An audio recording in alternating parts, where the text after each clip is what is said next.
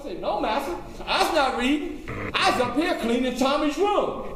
I was cleaning Tommy's room, cleaning his books, and getting that knowledge. That's right. Well, believe it or not, things got a little good for me because they started sending me on errands, sending me to the store. Would you believe that? Yeah. Now, I got to throw the question out there. How much you think they I'm getting ahead of myself. And they paid me. Now, how much you think they paid me to go to the store? A penny. A penny. That's right. They paid me a penny. And before I left to go to the store, I ran to the kitchen. Every time I would run to the kitchen. And you know what I went to the kitchen for? I went to the kitchen to get some bread. To eat? No. I didn't get no bread to eat. I went and got that bread and I chopped it up, pulled it apart, and I stuffed it in my little pockets.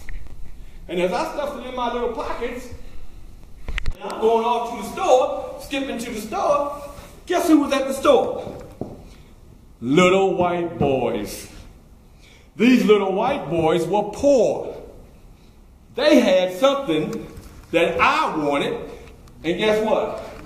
I had something they wanted.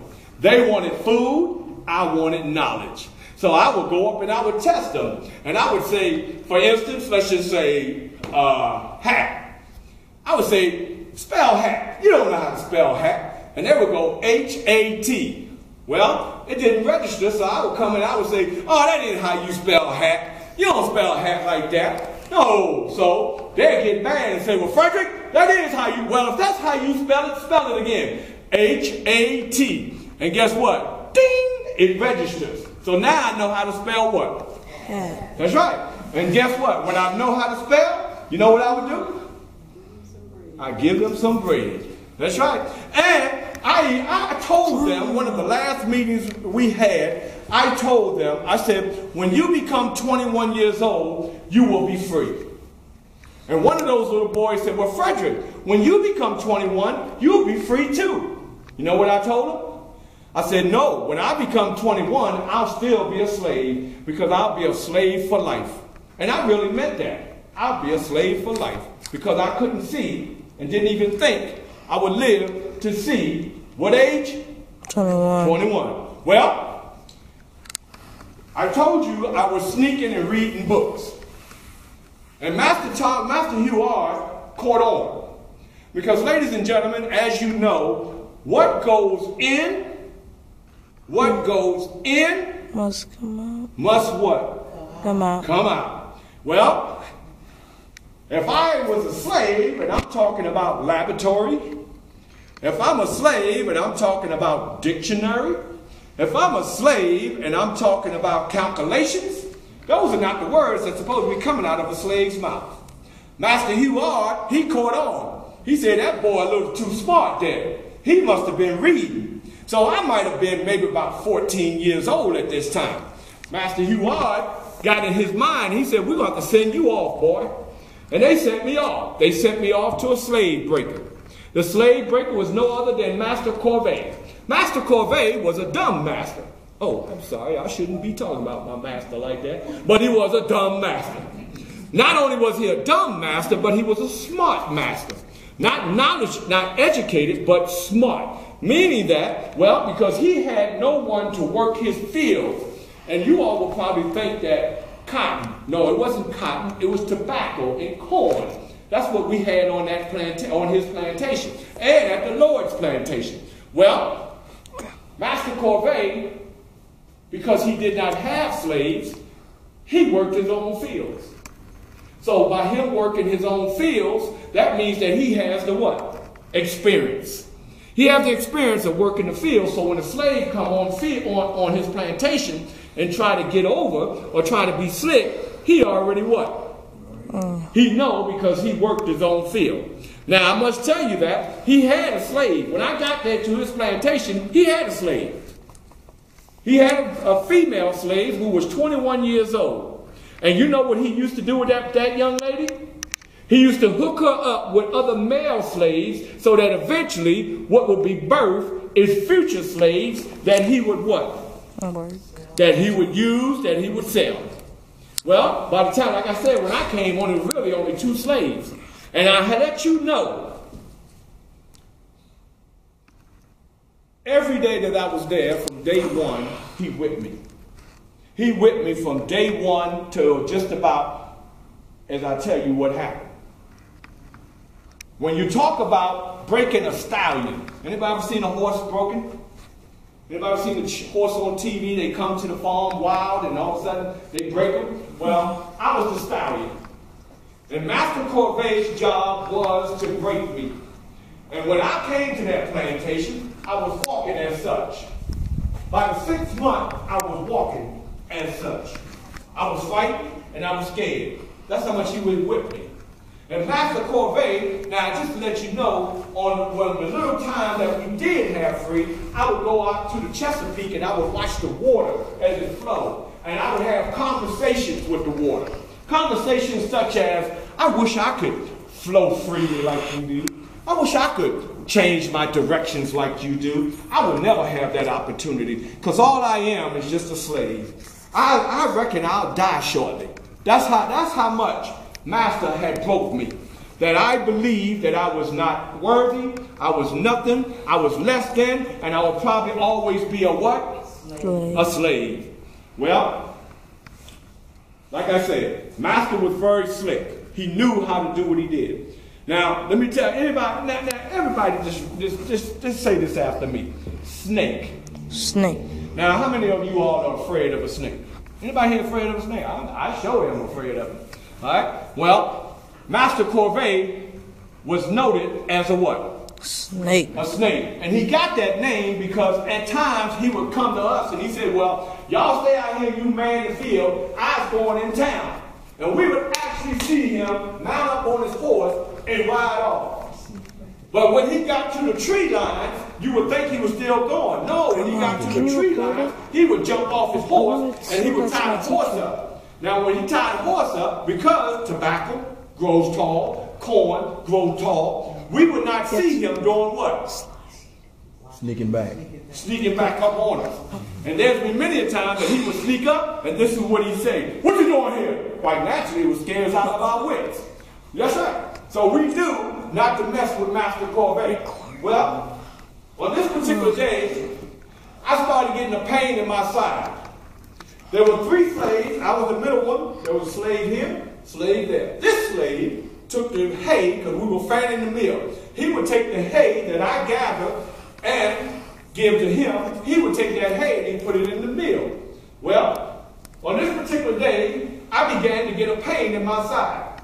Master Corvey, as we thought, was in his home resting, because we knew that he slept late, only because of the reason that he would spend most of his night watching us, because we would work sun up to sundown. Everybody say that, sun up to sundown. Sun up to sundown. We would work sun up to sundown. And we were lucky if we got an hour's worth of what? Rest. Sleep. Well, this particular day, as I said, I was out fanning, we were fanning. I pick up the hay, and I go to give it to this slave, John take it and put it in the mill. Well, I started getting pain in my side. So I picked the hay up, and I fell. When I fell, John said, Frederick, you better hurry up. You better get back up, because you know that snake will be here in a minute. That's right. And I said, I'm trying, but I got pain in my side. He said, you better forget about that pain, because he's going to give you some real pain if he see you not working. Well, I bent down, and I picked up the hay, and I advanced 1 step. And guess what happened, y'all? I fell again. When I fell again this time, I couldn't get up. When I opened up my eyes, who was standing before me? The snake. Instead of him coming and screaming at me, he approached me in such a manner. Frederick, what's wrong? And I fell for the open-door. Because when he said, Frederick, what's wrong? I said, Master, I got pain in my side. Where's your pain, Frederick? Oh, Master, right here, Master. Right here, Master. Well, when I showed him right here, he commenced to take his left foot and kick me dead in my side. And he was kicking me and telling me to get up, get up. Well, I wasn't moving fast enough, so what he did, he leaned back, because there was a tree there. He pulled the stem off the tree. And he commenced to beat me in my head with it, where I had blood flowing down my face. Well, I tell you what, he motivated me. He stimulated me, and he inspired me. That's right, because I got up. And when I got up, I ran. And I ran. And I ran back to Master Huard's home. When I got there, and I said, Master, move me, because they're killing me there, they're killing me. Well, Master Huard, what he said was, study. Frederick, you must go back. You belong to Corvée for a whole year. You're on loan to him, and I paid for you to be there. So you need to go back. Well, everybody say Miss Sophia. Sophia. See, when I first got to that home, I knew there was something special about that lady. Because this is where she showed her special. She said, Hugh, let Frederick stay. She paused after she said stay. Now, I'm thinking that she's going to say forever. Well, let Frederick stay the night. Well, the good thing about that stay tonight is that I had the opportunity to go up and get myself clean. They gave me a nice suit of clothes and what have you, and I got some rest. And this was Friday night. Saturday morning when I awakened, I smelled something. What was I smelling? Bacon. Who? Bacon. Bacon? What else was I smelling? Eggs. What else? Pancakes. No, they didn't have no pancakes back then. They had flipjacks. They flip them up in the air. That's right. And they flip them in the air and they catch them with that big old iron skeleton. That's right. So anyway, this is what they were having. Well, quite naturally, I'm so hungry, my stomach was doing what? Growling. Growling like a lion. And as I'm going down the stairs, let me ask you a question. How many of you all, when you walk on a stairwell, you can hear yourself walk? All of us, right? Well, I couldn't hear myself walking down the stairwell. You know why I couldn't hear myself? Because my stomach was growling so loud. That's right. And as I got down and I walked in the kitchen, Master Huard and Miss Sophia was in the kitchen with little Tommy eating. Yeah, they were eating. So quite naturally, I'm coming to the kitchen to put up a chair to sit down so I can do what? Eat. Well, I tell you what, when I put my hand on that chair, all Master Huard did was just point. And you know what that point was? You got to go. So as hungry as I was, I got up and I left. And when I went back, all the way back to Master Corvée, and this is the fence. This is the fence. So when I got there, everybody say right leg. Right leg. Well, because when I got there, I took my right leg and I put it over the fence. Because I was getting ready to jump over the fence. But as I was getting ready to jump over the fence, who was coming? The snake. The snake was coming. And what the snake had in his hand? Whip. He had that whip in his hand. So you know what I did with this right leg? Everybody say right leg. Right leg. You know what I did with this right leg? I took that right leg back off that fence and I ran. And so it just so happened that I had met a free slave out in the woods. And he told me, say, Frederick, come go with me. So I went with him. I was kind of suspicious, but anyway, I went. When I got there, he had a little cabin out there with his wife. Well, they invited me to stay the night. I got some more rest. The next morning I woke up, it was Sunday morning. When I woke up and I made my way through the cabin, what was I smelling? Bacon. Bacon? What else? Eggs? What else? Say it again. Those flapjacks, that's right. And they had biscuits, homemade biscuits and everything. Well, when I got to that kitchen, guess what they told me to do? They told me to sit down and eat. And trust me, you ever seen a hungry critter? I sat there and I tried to eat up everything. As a matter of fact, the guy there, he said, Frederick, slow down. There's enough food. Slow down. Because I was trying to eat the plates, spoons, and everything. That's right, because I never seen a good meal like that. But anyway, after we finished eating, he told me to come go walk with him. Now, we went on out in the forest. Now, what amazed me, he started digging. He didn't have a shovel or anything. He started digging like a little dog. And he went down maybe about 3 feet, just digging. And when he came up with a rabbit's foot. And he said, Frederick, you take this rabbit foot and you put it in your what pocket? You put it in your right pocket and I guarantee you that old snake won't bother you anymore. Well, I told him, I said, you know what? I don't believe in superstition. I'm not taking that rabbit's foot. And he responded quickly as he cut me off. He said, Frederick, either you take this rabbit foot and put it in your right pocket, or you get off my land and you go back and continue getting those whippings. I have you know I took that rabbit foot and where I put it at? I put it right in my right pocket with the quickness. And I went on back to the plantation. It was, what day was it? It was Sunday. Yes. So when I got back to the plantation, what leg again? I took that right leg because I was going to climb over the fence again. And who was coming? A snake. What did he have in his hand? A wood. No, he didn't. He didn't have anything in his hand. And when he walked up on me, as I was coming over, you know, I was kind of hesitant. But as he walked over, and he said, Frederick, I miss you. With a smile on his face. Where have you been? First thing I thought, I was like, the rabbit foot do work. Well, he took me in, and quite naturally, he had his arm around me and walked with me. And he said, Frederick, you go ahead on and just relax the rest of the day. So as I went on and relaxed, I said, wow, this rabbit foot really works. I'm going to keep this rabbit foot with me always. That'll keep me from those whippings.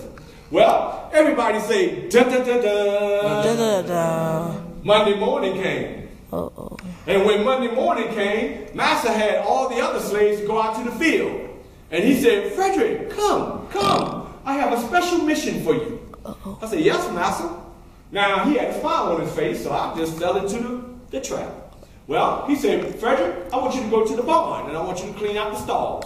I said, yes, Master, I'll go. So as I went on to the barn, and I commenced cleaning out the stall, the door opened up. Who was at the door? It was Master.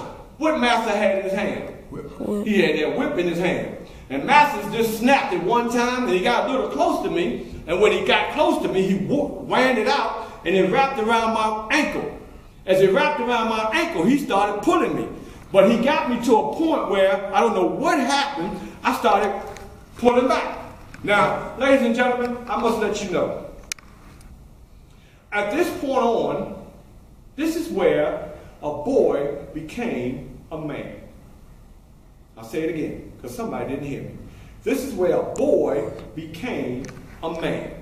Because when I started pulling back, I managed to release that whip off my ankle. And I pulled that, grabbed that whip, and I wrapped it around my arm. And when I wrapped it around my arm, who pulled who? See, because I was big for my age. No, I was no kin to Superman, but I was big for my age. And I took that whip and I pulled it towards me, and we went around. And Master came out of his mouth and he said, Frederick, you must want to die today. I said, well, Master, I guess I was going to die. Because you's not going to whip me no more. All right, now. And we started going around, and all of a sudden when we grabbed each other, he started screaming and hollering. And when he screamed and hollered, a slave came in the door. So the first thing I thought, that slave coming to help me. Well, that slave came up, and he grabbed me. So as he went to grab me, I just kicked him, and he ran off holding his side. Well, another slave came, and guess what that slave did? That slave just opened up the door, put his head in and looked. And he said, I don't want none of that. And he backed out and ran off. Well, eventually another slave came. It was a young lady. She was a big, burly young lady. So as she came in, and she came right up to us. And she said, Master, what do you want? And Master said, I want you to take Frederick off me. Well, I have you know what she said. She said, Master, that's your fight. I have nothing to do with that. And she turned around and she walked off. Well, eventually, after the fight was over, who got up and who stayed down? You got up and he stayed down. That's right. I got up and he stayed down. And I have you know that Master never talked about that incident with none of the other slave owners. If he went out there and told the slave owners that he got whipped by a slave, he would lose the commission that he has as being known as the what? The slave breaker. So he never told anyone. And I stayed on that plantation for another 6 months. Now, in between that 6 months, yes, Master would come to me, and because I would do something, and he would say, now, Frederick, don't have me to get after you. Well, I would say to myself, Master, you don't want to get after me. You already know what you got. So he never messed with me again. Now, I must tell you this little piece. I always wondered how a slave owner could be so enthralled with Jesus Christ. I say that because this snake would hold revivals at his home. Wow. Yes. He would hold revivals at his home. And guess who was his choir leader? Me. That's right. I would lead the choir for him. Now, on those days that I wouldn't want to sing, or I didn't feel like singing, you know what he did? He would start singing by himself, and he would start singing, and guess what all the other slave owners would do? Shut up, Covey. You can't sing. We want to hear Frederick sing. And I would just, because I would be mad, so I would just go, I wouldn't say a word. That's right. And I knew, you know what I knew? I knew he wasn't going to do nothing to me. That's right. So I had him as he was trying to have me. That's right. Well, eventually, my time was up there on that plantation, so they moved me to another plantation, and everybody repeat after me, free man. Free man. Because my next slave owner, his name was Mr. Freeman. And I'll let you know that Mr. Freeman was a total opposite of Master Corvée. Master Freeman was an educated master. And he didn't believe in beating his slaves all the time. So he would let us go out. Of course, we had to go out to the plant, to the field. Of course, we had, you know, the maids, what they call them, not what they call them, the slaves that worked inside the house. Yeah, those. Yes. Well, they had the house niggas, and we were the out niggas. All right. Well, anyway, Master Corvée, like I said, once our work was done, the rest of the day was ours. So what I started doing, believe it or not, I started holding meetings out in the cabin in the woods. We would have meetings sometimes twice a week, or maybe just on Sunday, because Sunday was our main day of having these meetings. Who was involved in these meetings, you would ask? Well, believe it or not, it was slaves from this size all the way up to maybe about 90-something years old. What was I doing with those slaves? Playing football with them? What was I doing with them? I was teaching them how to read. Now, everybody repeat after me. Judas. Judas. Does anybody know who Judas is? He was a traitor. That's right. Well, guess what? Inside of our meetings, we had Judas in our meeting. And you know what Judas would do? He would go back and he would tell that white slave, that white slave owner, he would tell him, Frederick out there holding meetings with those slaves, master. You need to go out there and beat him. That's right. Well, my master already knew what? He knew I was out there holding those meetings, so he didn't do anything. I said his name was Free Man. See, with Master Freeman, let me tell you, I was free in form. I was free in form, but I still was a slave in what? Fact. But within that plantation, he gave me special privileges per se. So I used those privileges. Matter of fact, I believe during Christmas time, we would get 2 weeks off. And guess what? Yeah, we would get 2 weeks off for Christmas. And I have you know what slave masters would do? They would bet on the slaves. Bet on the slaves, because what they would do, they would have moonshine. So what they would do, they would set that moonshine out there and they would bet. And they would say, watch, those niggas will get up there and they're going to drink that moonshine. They're going to act crazy and start fighting each other. Watch them. And they would bet on that. Quite naturally, kids, they would be out there running and playing and whatnot. Well, what you think I was doing? I would be away from everybody with a book in my hand, trying to get me some knowledge. That's what I would be doing. Well, and that led me to start teaching the other slaves. Well, I was so good at it that as time went on, I had said to myself that me as a slave is going to come to an end one day. And I was maybe about, as a matter of fact, let me help you out. This is me at 19 years old. I don't know if you can see the picture real clearly. I'll bring it over. This is me at 19 years old. This is me at 27 years old.